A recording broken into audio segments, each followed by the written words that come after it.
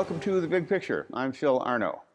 On this Big Picture, we're going to get right into a discussion of one of my favorite events of the Buffalo year, the Buffalo Auto Show. Coming up in just a few days at the Convention Center downtown. The show goes from Thursday the 2nd through Sunday the 5th.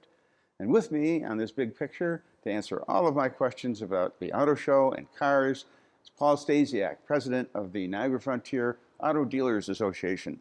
Paul, I'm getting deja vu here. We're going to talk about cars in general, but we're going to talk about mostly the auto show, which is coming up in just a few days. It's our favorite time of the year, too. Yeah, how many shows, how many years has this been going on?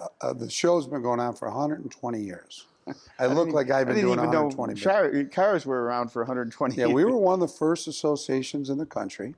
We were one of the first shows in the country because of a fix-in with Henry Ford. You know, he had some connections in Western New York, and same as Chevrolet. So the dealers and the manufacturers, remember, Buffalo's a city of lights. So it made sense for them to try to do a show back then.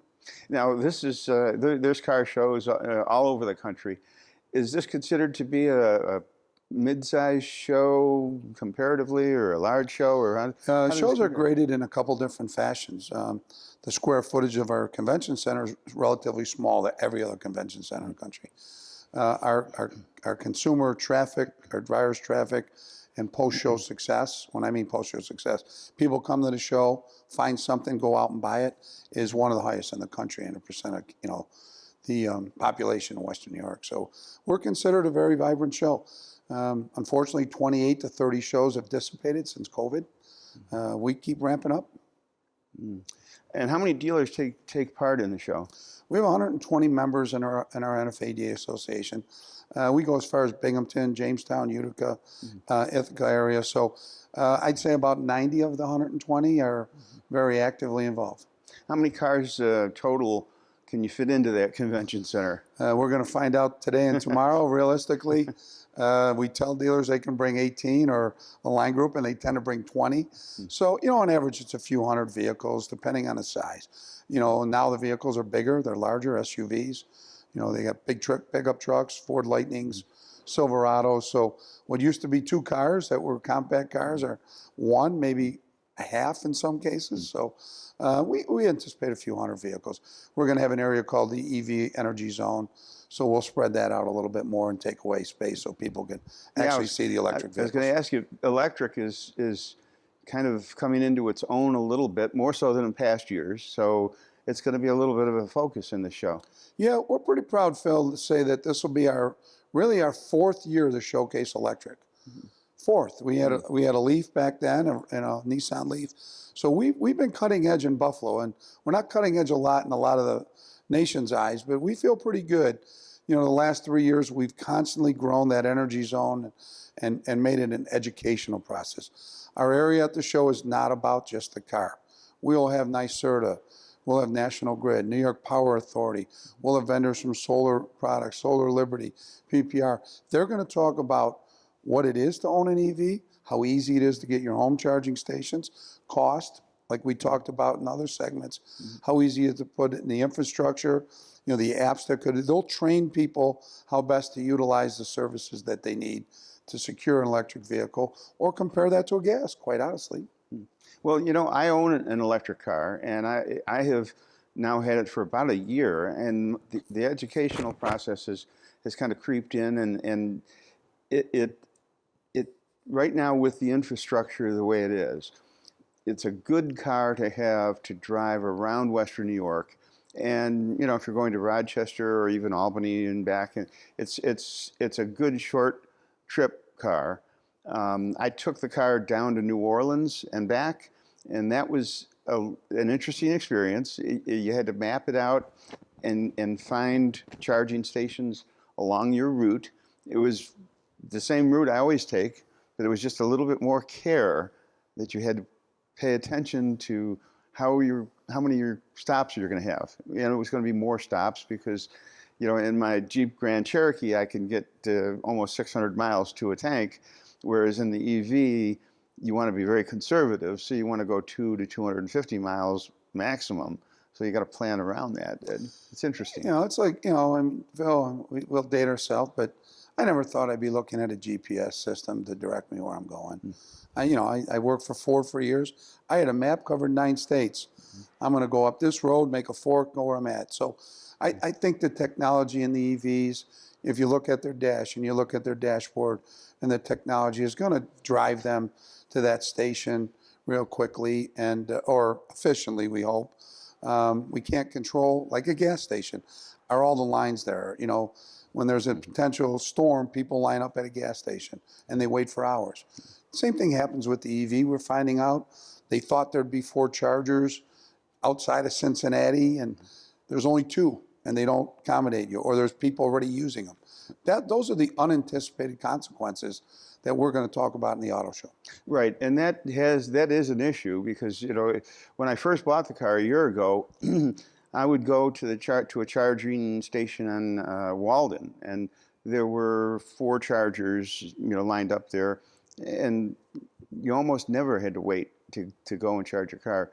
And now lately, within the last couple of months, I noticed that it's pretty full every time you go, and more people are having it. And people don't know this, but most of the manufacturers have some kind of a deal where if you buy, at least now, where if you buy your electric car new, you get a couple of years worth of free charging at some of these stations.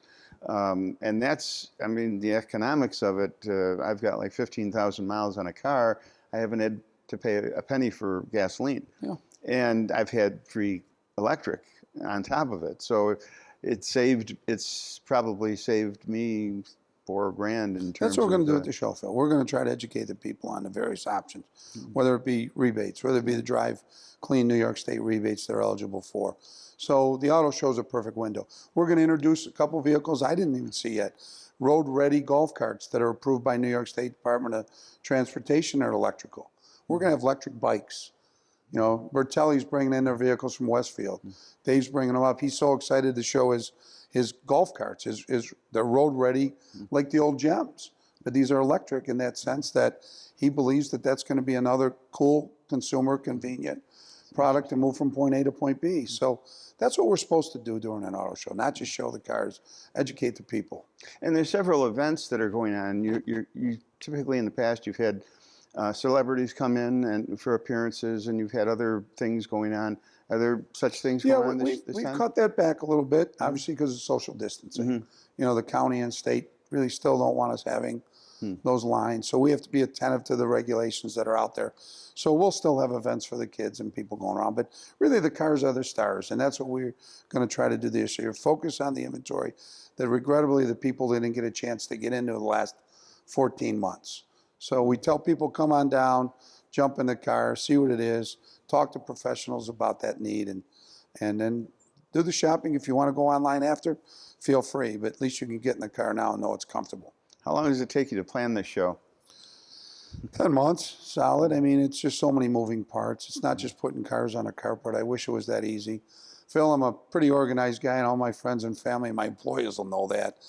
It befuddles me. I've been doing it so long. I have a template for everything. My template's the same. It's the other 34 manufacturers and 250 people that touch the show that are different. So, you know, the rules are different. The game is different. The manufacturers are different. Some want to bring more glitz and glitter. Others want to bring the utility work truck. That's, you know, the more volume. I like a little combination of spice and slice. And we've got a great team. Buffalo's a terrific city to host the show. I mentioned a lot of shows have gone away. As we won't. It's just too good for Buffalo. Restaurants benefit. The hotels benefit. We bring in a lot of out-of-town guests that rent rooms. So I selfishly look at it as a Buffalonian. I can't let it go away, and I'll do whatever we can to keep it here. Well, it's a show that has probably, if you're in the market for a car or you just want to see what's out there, it's got almost every car you can conceive of that's on the market today. Almost anything that you're interested in, you can probably see an example of it at the show, right? Yeah. I mean, I'll put my disclaimer. There's probably over 860 70-some different models. I mean, you know, you talk about the Jeep. There's Jeep Grand Cherokee. There's Jeep. There's EVs. There's XEs. We don't have the physical space to put them all in, but we have the product specialist that will be in a position to say, Phil, here's the Jeep we have. Here's the options we put on it to make it more of a high line. Here's what we decontent to make it more of an economy Jeep. So, you know, most of the manufacturers try to bring in something that the person in Buffalo is going to buy in mass, and then they talk the customer through it. So I wish we had 400,000 square feet. We'd have 1,000 vehicles in, and we'd have one of everything. But it just doesn't happen that easy in Buffalo. But I'm very proud of our dealers and the people they bring, because they walk the customer through the process. And the customer can walk away if he doesn't like it. You know, it's a mystery shop for 4 or 5 hours. So, well, you know, all the dealers who are there, we've only got about a minute left in this segment. Do people make deals at the auto show? Technically and legally, they're not allowed to buy a car. I'm not a licensed facility under New York State Department of Motor Vehicle. But what'll happen is the consumer is going to look at 3 models, and I'm just generally picking on a Mazda, Kia, and Hyundai, or a Ford, Chevy, and Dodge, and they'll look at an SUV. Does this fit for our family? And they'll try to get a range of price and equipment, and then the conversation starts. I don't want to say the negotiation. So I know a lot of people walk out of the show going, "Hey, I found the car I want." And it happens I get a lot of people come back and go, you know, 2 years ago, we saw that vehicle, we own it. So we're trying to look for our next one. Look at the transition from a minivan to an SUV. We had a lot of minivan families that are now SUV families. They came to the show to see if it worked, because the side doors were good, the easy access. So that was a transition. Now our transition, I think, is from maybe gas to electric. Well, all right. Well, we're out of time for this segment. We'll come back and we'll talk about a little bit more about the experience at the show and when it is, and get into some of the details. Stay tuned. We'll be right back after this.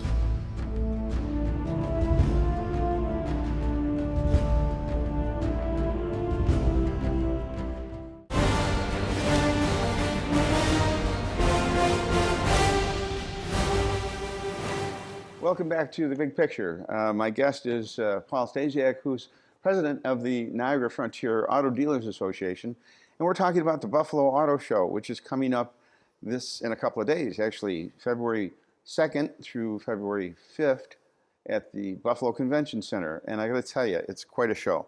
We have hundreds of cars to look at. You come to the show, as you said, you can kind of get a feel for what a car is all about. You know, you want to take a look at an SUV versus a minivan. You can see if you fit. Maserati, Ferrari, Alfa, you know, you can get into Jaguars, Porsches, Volvos. So it's a one-stop shop for the fantasy lover too. Some people just want to sit in a car that they know they're not going to be able to afford. You know, others are just trying to dimension what they need for their family. How many people typically come to the show over the years? You know, we average over 25,000 over a couple of days, and obviously it's weather dependent. You know, it's event dependent, but you know, we bring groups of students, auto tech students. We do a lot for the auto tech students. So, you know, to say our attendance is pretty steady, it always has been. You know, 2021, first show we didn't have because of COVID, and we came back with a vengeance last year. We did very well. This year there are no COVID restrictions, so no vaccination, no card. So we think there's a lot of pent-up demand already. So we're excited. What are the hours coming up now? Yeah, we go Thursday and Friday from 1 to 9. Saturday and Sunday, 10 o'clock we open, and we go 10 to 10 on Saturday, 10 to 5 on Sunday. So there's ample time for somebody to come down. So when somebody comes down, what's the best way to go through the show? I mean, I just kind of wander, and I'm not sure I catch everything because it's on a couple of different floors and there's several rooms. Is there a way to see the show that's better than any other way, or you just wander around? No, I mean, everybody's got a personal preference. That's one thing that's unique, Phil, is we get a lot of people come back every year, even if they're not in the market. I say start at the main level and work your way up. Go left to right. That's what I would do. I'd buy my ticket online at buffaloautoshow.com. It's easy. You don't have to wait in line. You have the ticket. We have scanners. Start with the left. All the doors are open. Work yourself around and go up the escalator. And then you see the major displays upstairs, because that's where we have to put them because of the way the center's lined up. Now, the dealers, you have a lot of dealers that take part in this. Do the manufacturers get involved as well? Do they Yeah. send reps? This is it's a regional show, so it's a combination of national factory presence and local dealers. We have a lot of dealers involved because they have to. You know, the dealers want to be involved in Buffalo. They want to say on the inventory, versus other shows that are a little bit more manufacturer controlled. And let's get back to the electric, part of the show. The power. Did you say it was a power? Energy zone. Energy zone. Tell me a little bit more about what's going on in that area. We're going to bring in professionals, vendors, non-dealer people, so people don't have to worry about offending our industry, offending a dealer, a sales manager, a dealer. And we will have professionals from New York State, from energy-specific entities and agencies, NYSERDA and NYPERG. We'll have vendors that assist with home installation of chargers. You know, we'll have Clean Communities in New York. I told you, Bertelli's, you know, with the street road ready golf carts and electric bikes. So a consumer can come in and really energize, you know, himself. Educate and energize is what we talk about. So they can leave a little more comfortable. This is for me, not for me. And they're not hearing a dealer saying this is the greatest car since, you know, whatever. But they're hearing from people saying, here's your opportunity. Here's why you should look at it. Or if you drive to Florida and back and you don't want to have that fear, this may not be right for you. Well, the technology is brand new, and we're still kind of making up as we go. The education part of this, is this going to be like generic for all manufacturers? Yes. Yeah. Okay. The Auto Show Switzerland, Phil, and I promised my dealers that we put the same amount of work in, whether it's a Ford, whether it's a Maserati, whether it's a Porsche, Audi, BMW. It's what the dealer and the line group put into their display that reaps the benefit. So we do the same amount of work for everybody. The energy zone is the same thing.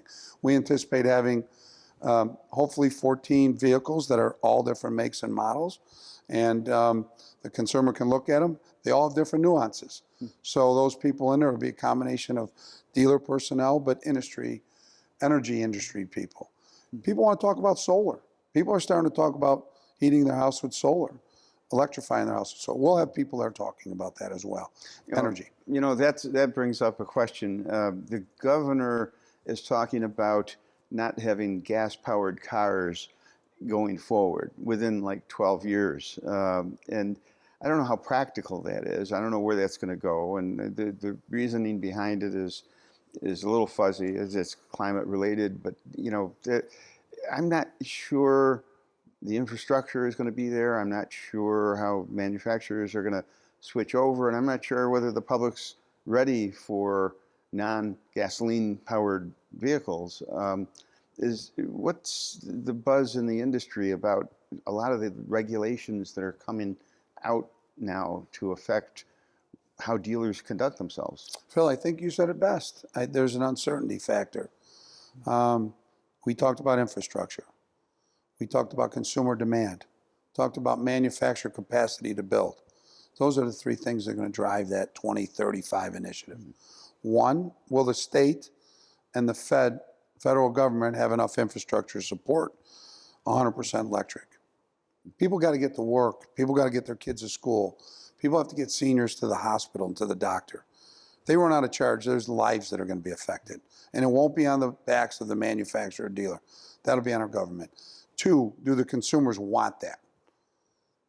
And three, will the manufacturers have enough lithium, battery, and production capacity? Right now, we don't. So they have to redefine their production capacity. Those are the three major factors. Our dealers, as I said before, will be agnostic on what they sell. If all Ford gave their dealers was electric vehicles, they would find a way to, they have embraced it now. You know, right now we're trying to have a blend between gas and electric that works. Right now they're stocking maybe more electric than they really want to because the consumer demand isn't there. But that will find its watermark once we think the rest of the infrastructure is.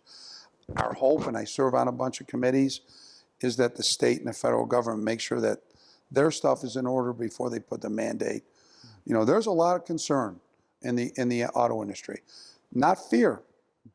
They're not afraid of the electric vehicle. They're afraid that the consumers. It's got to be practical. That's right. Yeah. So they'll build it, and they will come. You know, we are all in. Our dealers are all in. We have EV geniuses now. It used to be a BMW genius. Now they're EV geniuses. Our dealers are investing in technology. It's $1 million investment for level 3 chargers, and the dealers are making it today. They want their dealerships ready, but when the consumer leaves, is the rest of the infrastructure ready? So, you know, we're working with that climate action control committees and various groups. We're not adversarial. We need them to push harder than we're pushing. The impression is that electric cars are more expensive than gas-powered cars. I hear people talking all the time, oh, I can't afford an electric car. I mean, that's for rich people. Is that a misconception? Yes. You know, the Yeah. average It's prices? the same thing we talked last week on the show. Do I buy a newer car or do I buy a used car? Do I buy a high-mile new or a low-mile, you know, older car? It's all personal preference and the body of the length that you're going to own the car and average out what it costs, right? And that's where the consumer, that's where this auto zone, energy zone will help a consumer say, hey, Phil, how long do you plan on driving a car? How often do you drive? What's the range you drive? So if you had it for if it's a $60,000 vehicle over 5 years, right? It's $12,000 a year. Your gas vehicle might cost 40, but might need tires and brakes, something else. I don't know. That might come out to be 54, 56. You know, you might have a gas vehicle to take you somewhere else.